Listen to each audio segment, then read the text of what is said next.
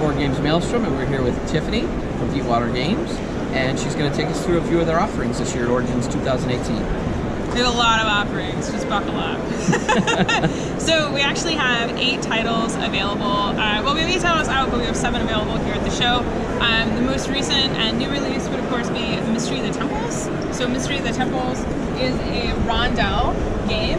And so it's like a worker placement rondel. You have workers, you're traveling through the wilderness, which are these green cards, and you're collecting gemstones to put into your power crystal lattice. And the idea is that as you collect gemstones, you want to put them in your crystal lattice in such a way that when you go to a temple eventually, you can pull crystals out in the correct order to unlock the temple. So for example, for this temple, I would need to have yellow, yellow, blue, purple, purple if I wanted to unlock the most powerful curse, or break the most powerful curse in this temple. But that means that in my crystal lattice, I would need to be able to trace yellow, yellow, blue, purple, purple in order, like via adjacencies. So as you go around and collect stuff, you have to kind of plan and think ahead. And so it's strategic. The movement is really interesting. It's not just as straightforward as moving in a circle. You can do some interesting stuff. And in addition, as you collect and break more curses, you collect these rune cards that mean when you go to spots with matching runes, you get a more powerful action type. So you can grow the game. There's also asymmetrical player powers on each card, and there's 8 different ones. So every time you play, you can play with different powers in combination between different players. The opponents look fantastic. Oh yeah, we absolutely love the look of this game. And we even produce, if you're playing colorblind, if you're playing with somebody that's colorblind or having trouble seeing one of the colors on the gemstones, we have cardboard tokens that have unique shapes for the gems, so you can substitute them out. So if you have somebody that's, you know, yellow, blue colorblind, just say yellow's out and put the cardboard tokens in instead for that one. So yeah, so that's Mystery of Temples. We also have Herbalism. Herbalism is basically a card counting game. So you're going to deal out the entire deck to everyone. It's 3 to 4 players, and you're going to have 2 cards that are hidden. They're taken out. So if I shuffle this well, we take 2 cards, put them out, and then we would deal the rest of the deck out evenly to everyone, assuming 3 player. Then we would take turns asking each other questions, passing cards, and basically card counting without trying to be so obvious that we're card counting, until one of us thinks that we know what these 2 cards are, and we would make a guess. So it's a great deduction game where you're not doing like a social deduction or something like that. You're actually doing logical deduction. And what I really like about this game is there's no downtime, because when it's not your turn, if you don't pay attention to what other people do or pass, like you're gonna miss out on huge bits of information. About how long does it take to play?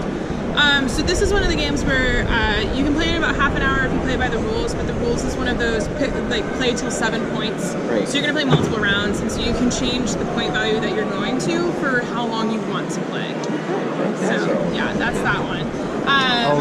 Then the other games that we have set up, we have Sorcerer and Stones right here. So Sorcerer and Stones, these are our signs. Welcome to mine. This is a manipulation game where you are Taoists, and you have cards that allow you to manipulate the spirit realm, or the elemental realm, sorry. And you pick which ones you want to do to move blocks around and to move yourself around. So if I'm the red player, I could play this card to swap a brown cube with something else. So maybe, none of these are great right now. Maybe I will do this one for this one, and then at the end of my turn, if I was the red player, any pairs that I match up on the tile that I'm at, I get. So I could put it here, and then I will collect these elemental resources to complete contracts. So I will complete these contracts. In addition, because I picked up a brown cube, I can move my person in the spirit realm onto a brown space. I want to try and get close to one of these elemental tokens over here, and if I do, I gain that, which is points at the end of the game. In addition to, if I have that brown one, any cards that I have that have brown on them, I will get an additional point. So if you collect all the different colored ones, you would get 6 points per card instead of 3. Oh, okay. So there's that, and then in addition, other cards will let you do things like physically move and manipulate the world. Oh, wow. So this will be moving every round, and you play. It's a very interesting puzzle, and it's 2 to 4 players. There we go. Let me reset it. So yeah, I really like that one. 2 to 4 players, and it's just And really again, pretty. the components look great.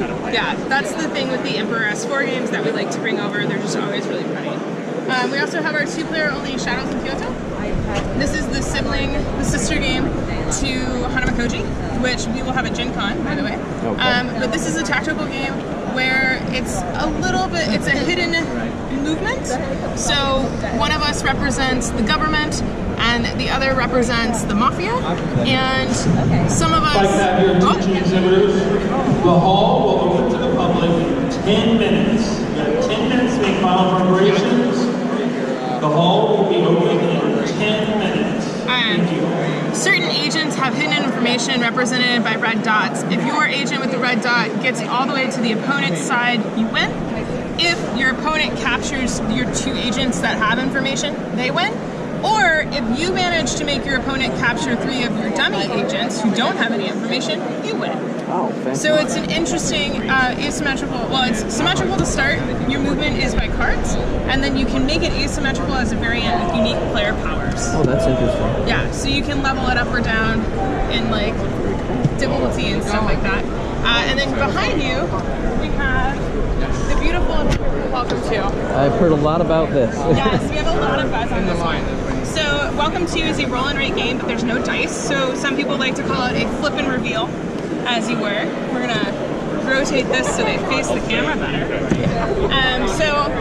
It's a simultaneous action game. So everybody's gonna be taking turns at the same time, and we're gonna reveal these cards. And on your turn, you're gonna pick a house number to write onto your sheet. The house numbers have bonuses associated with them, and these bonuses are where you get points.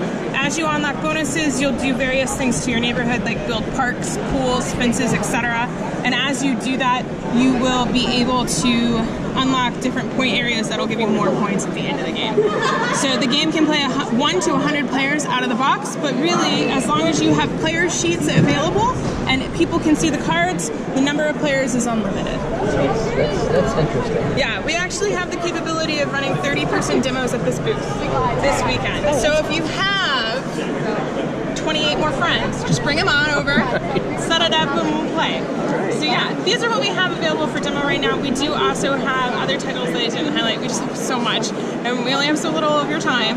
So yeah, you can come check us out here, and we'll be at Gen Con as well this year. Appreciate your time. Yeah. Appreciate your time. Thank you. This has been Board Games Maelstrom from the Deepwater Games booth, Origins 2018.